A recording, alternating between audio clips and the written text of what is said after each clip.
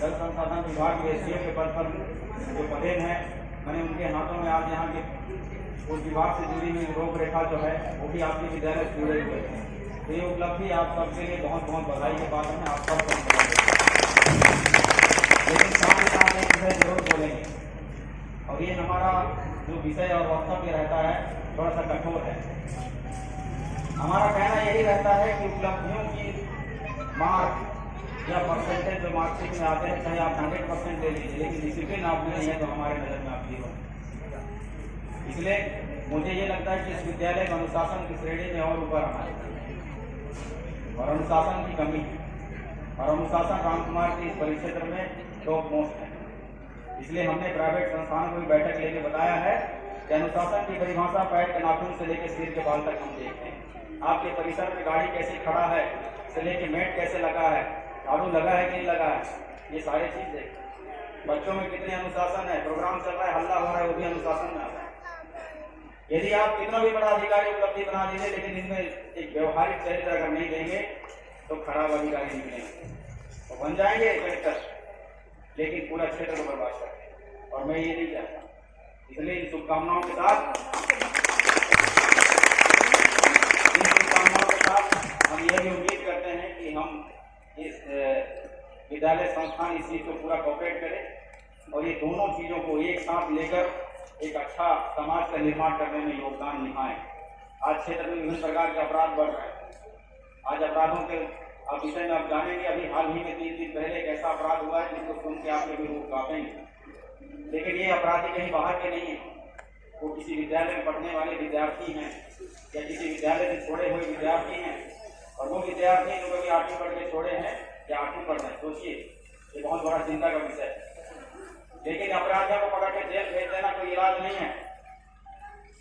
इसलिए आज चोरी हो रही है, अपराधी जेल जा रहा है, छूट के आ जा रहा है, और फिर ये प्रक्रिया चलती जा रही है। लेकिन हम ये चाहते हैं कि इसका स्थायी निदान निकाला जाए, और आज सीतापुर स्थायी निदान की ओर आगे बढ़ रहा है। इसके लिए कठोर कदम कुछ भी उठाने की जरूरत पड़े तो हम उठाएंगे। लेकिन जो संकल्प एक सैनिक के बॉर्डर पे खड़ा होता है, वो शपथ लेता है कि आसमान जल अग्नि, आपने सुना होगा, किसी के भी रास्ते जाना पड़े, चाहे जान जाने का भी भय ना हो, अगर हो तब भी हम जाएंगे। उसी तरीके से हम भी क्षेत्र में संकल्पित हैं। भले ही आज यहाँ पे शपथ नहीं हुआ होगा, लेकिन आज उसी शपथ को लेकर हम सीतापुर में आज कार्यरत हैं, और उस शपथ के एक शब्द को हम निभाएंगे, चाहे कितना भी खतरा उठाना पड़े, लेकिन हम इस शपथ को उम्मीद करता हूँ इन बच्चों का भविष्य आगे सुरक्षित होगा, इन बेटों का भविष्य आगे सुरक्षित होगा। लेकिन उसके लिए अकेले अगर मुझे छोड़ देंगे तो संभव नहीं है। इसके लिए हर एक शिक्षा संस्थान से लेकर हर एक माता, हर एक पिता, हर एक भाई, हर एक बहन, सबको आगे आना होगा। तब जाके एक जागरूक समाज के साथ साथ एक प्रबल समाज का निर्माण हो पाएगा। आज भौतिक नमन कैसे होता है हमारे विद्यार्थियों को नहीं पता। आप इन अधिकारियों को बना के भेजे, उनको अगर पूछें तो शायद उनको भी नहीं पता होगा, विभाग को छोड़कर। आज ग्राम पंचायत में क्या क्या काम होते हैं वो भी नहीं पता होगा बहुत सारे लोग जो पढ़ रहे हैं, या तहसील कार्यालय में क्या काम होते हैं और कैसे होते हैं उसकी प्रक्रिया नहीं पता होगा। लेकिन आप अगर पहली से लेके 12वीं या ग्रेजुएशन लेवल का जो पढ़ा हुआ व्यक्ति होगा उसको पूछेंगे तो बता देगा।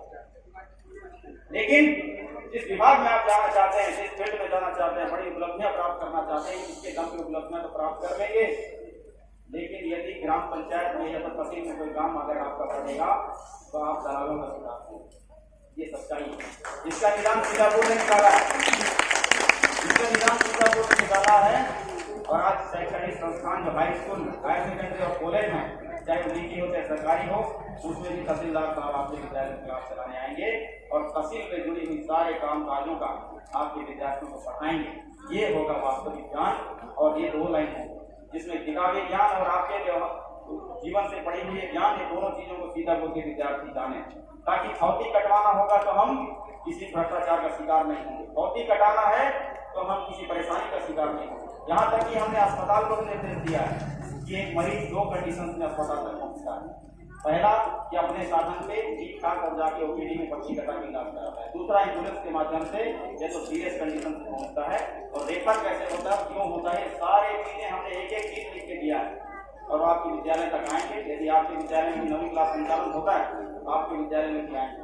सेम उसी प्रकार से पुलिस की धाराएं, FIR दर्ज कैसे होती है, कानून की जानकारी तो दे देते हैं कि चोरी करेंगे 18 रहेगा, लेकिन FIR दर्ज और एक स्ट्रॉन्ग FIR दर्ज कैसे होता है वो भी बताएंगे, ताकि रिपोर्ट दर्ज कराने में अपराध हुआ है तो कोई भी समाज का व्यक्ति जाए मत, थाना से डरे मत, लेकिन हाँ अपराधियों को डर होना चाहिए, लेकिन यहाँ के जो शरीफ लोग हैं, जो आम जनता है, उनको भरोसा होना चाहिए। ऐसा सब इतना ही नहीं, आपका स्वयं का विधायक भी क्लास लेने के लिए जाएंगे कि विधायक कार्यालय का क्या संचालन होता है, एक रोड का निर्माण किस तरीके से होता है, सेंक्शन कैसे, क्या प्रक्रिया है, ये सारी चीजें आपके बच्चों को बताएंगे। मैं ये चाहता हूँ कि आने वाला समय में सीतापुर एकमात्र विधानसभा ऐसा होना चाहिए जहाँ जीवन से जुड़ी हुई या कार्यालय से जुड़ी हुई या तो आपके व्यवहारिक जीवन हो चाहे किताबी जीवन, सारे चीजों को हमारे बच्चे जाने और हम जाओ के बाहर में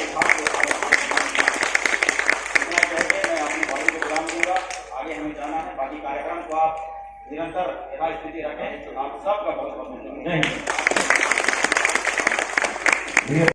भेंट देना चाह रहे हैं।